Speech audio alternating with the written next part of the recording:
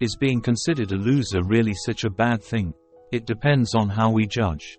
The Stoic philosopher Epictetus made valuable points about the goals the achievements that modern society considers signs of success, such as wealth and fame, according to Epictetus, are less significant than what is truly more important and profound, the things that are truly important and profound, that we find within ourselves. He found that the constant pursuit of achievement and recognition can prevent us from achieving true happiness, a state of well-being that is unaffected by external variables. Unexpected changes in external circumstances are not trustworthy, including the opinions of others. However, we are often afraid of being considered failures, so we are willing to make sacrifices in exchange for the acceptance of others. This is a sad situation where we use our money to buy external things, causing us to become dependent and lose the opportunity to experience true happiness and freedom. According to Epictetus, we need to be willing to give up what he called small things. And if that means we become failures in the eyes of society, then that's the price we have to pay.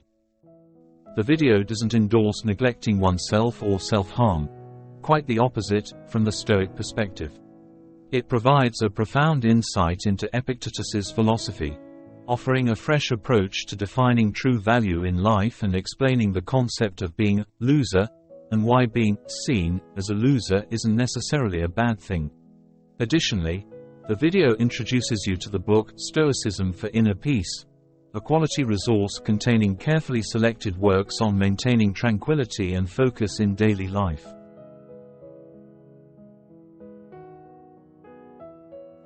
Who is the loser? According to the Merriam-Webster dictionary, they are defined as people who are incompetent or unable to achieve success.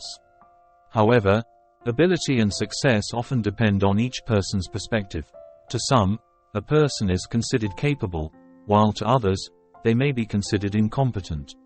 Similarly, success can be defined differently. For some, running a small business may be considered success, while for others, success may be taking people to a new planet. Definitions of ability and success vary across cultures, societies, and religions. So the concept of being a loser is loose, vague, and essentially means nothing more than what other people think it means. However, if we look at this failure in the context of modern society, we will realize that it is closely related to achieving external successes, especially in terms of money and fame. Each person has their own unique overall picture of what they need to achieve, and it's truly diverse. For many, success may include a high-paying job, a perfect romantic relationship, and a happy family. However, for others, success is measured by the number of followers on social media and a vast and rich network of connections. And if you don't adhere to this exact picture, that's when people start to see you as a loser. Not always being able to achieve what others desire makes success in life more challenging than ever. Unfortunately, becoming a loser is not just a nominal failure but also a deeply painful ordeal. This not only means failing in the eyes of others but also enduring mockery and scorn, which can be excruciating. And how terrible would the mockery be if we didn't have it? And how much damage would the contempt cause if we didn't encounter it? This is where the philosopher Epictetus comes in. What do we crave? What makes material possessions, extreme wealth, or Instagram fame so appealing? Simply put, it's the promise of happiness that we believe they will bring. We fantasize about a world where everyone admires us, where we enjoy cocktails on the beach and receive lots of attention on social media. That feeling is wonderful, isn't it? But after a while, such a life can become mundane, and we will return to our basic state of happiness, something that now comes at a much higher cost. Epictetus doesn't place value on such material things. He calls them signs of weakness and slavery, and the important thing is that they are beyond our control. When we exert all our efforts to pursue wealth and fame, we are actually chasing after things that are not stable, things that can disappear in the blink of an eye. Moreover, the pursuit of these goals also demands a high price, a price that many are willing to pay, but at the same time, they have to sacrifice a lot. For example, An athlete wants to reach the pinnacle at the Olympic Games. Achieving this goal would bring great respect. However, Epictetus also encourages us to carefully consider the sacrifices we have to make and to assess whether they are worth the benefits they bring. He provides clear examples, indicating that adhering to rules, dietary regimes, daily physical training requires patience and sacrifice, and we need to evaluate whether all those efforts are worth it. In simple terms, sometimes you have to put yourself in the position of a servant, like a doctor. In life, you will sometimes face many difficulties and challenges, from being thrown into difficult situations to enduring the lashes of fate. And the ultimate result may be failure. So, is it worth it? Is it worth sacrificing everything just to exchange for a fleeting praise, as Marcus Aurelius once said? Epictetus emphasizes that we should only pursue things that we can control, such as our attitudes, joy, right actions, and peace of mind. The rest, if overvalued, are merely external factors and not worth caring about. He always emphasizes the distinction between the true nature of an issue and how we perceive that issue in our minds.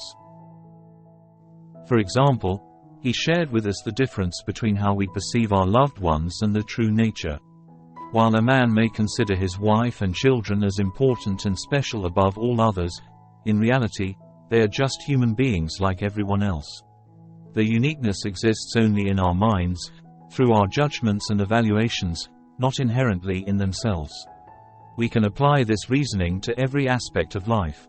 What makes the object of our pursuits so desirable? Is it the object itself, or is it how we understand and evaluate that object? We often are influenced by the opinions of others and feel the desire for what they have, simply because they have it. Moreover, we don't want what others don't want. That's being a loser.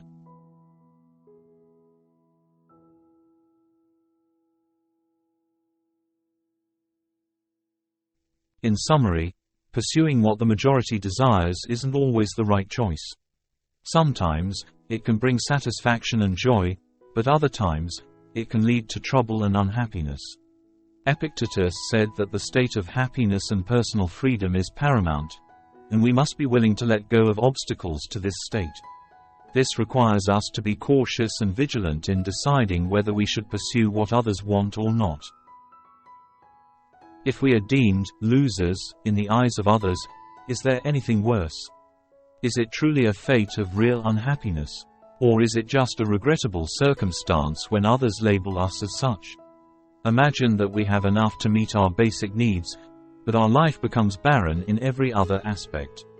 Lack of unique social relationships, no partner, no attention from social media, and the work we do doesn't bring satisfaction or uniqueness.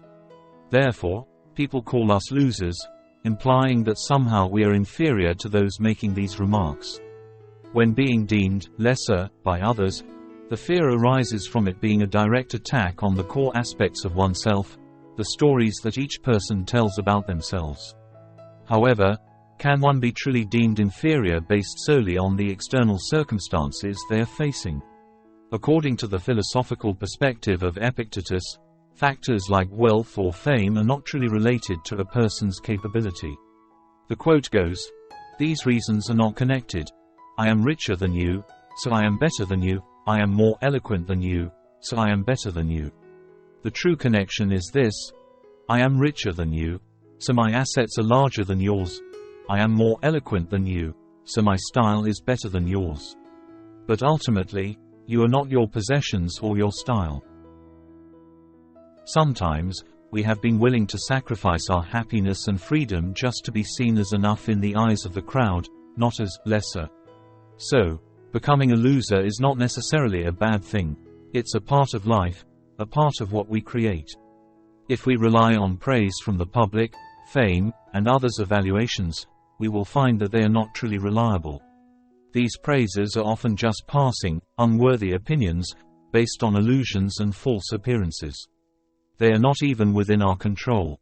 Then, we will realize that being a loser is not terrifying. It does not affect our ability to experience happiness and freedom. We just need to try not to be like that. In the words of Epictetus, "Let death and exile, and all other things which appeared terrible, be daily before your eyes, but chiefly death, and you will never entertain an abject thought, nor too eagerly covet anything. Regardless of the path we choose, there will always be a price to pay. The question is, what are we willing to trade off? Epictetus clearly distinguishes between two choices: become a philosopher or one of the common folk. The common choice, most popular, comes with a price: our inner happiness. To attain things deemed desirable such as wealth and praise, we must pay with freedom, health, and inner peace. We spend much time and effort trying to keep up with others, pursuing goals that do not truly reflect the real value of life. Becoming a philosopher, on the other hand, requires us to pay by rejecting what most others desire. We value autonomy and consciousness more than pursuing material goals and chaos. Therefore, we may be living a quiet, simple, uninspiring life, and in the eyes of many, we become typical failures. But according to Epictetus, a true philosopher always prioritizes inner peace and happiness above all, even over work, money, and material things. He emphasizes, if you want to improve, be content to remove the following reasons. If I neglect my affairs, I will not have any income. If I do not correct my servant, he will become bad. For it is better to die of hunger without fear or sorrow than to live in plenty but with confusion, and it is better for your servant to become worse than for you not to be happy. But while this may sound somewhat extreme, Epictetus is consistent in prioritizing what he deems truly valuable. Yet, it also has its advantages, as we do not conform to the rules of others and preserve the energy that we would otherwise spend on what Epictetus calls lesser things, just to be deemed sufficient. Derived from the words of Epictetus, true wisdom lies in clearly recognizing what truly matters and is worthwhile in life, without being swayed by praise, wealth, power, or social status. As he said, I do not want to be a general, a senator, a consul, but to be free, and the only way to achieve this is to despise things that are not within our control. Thanks for watching.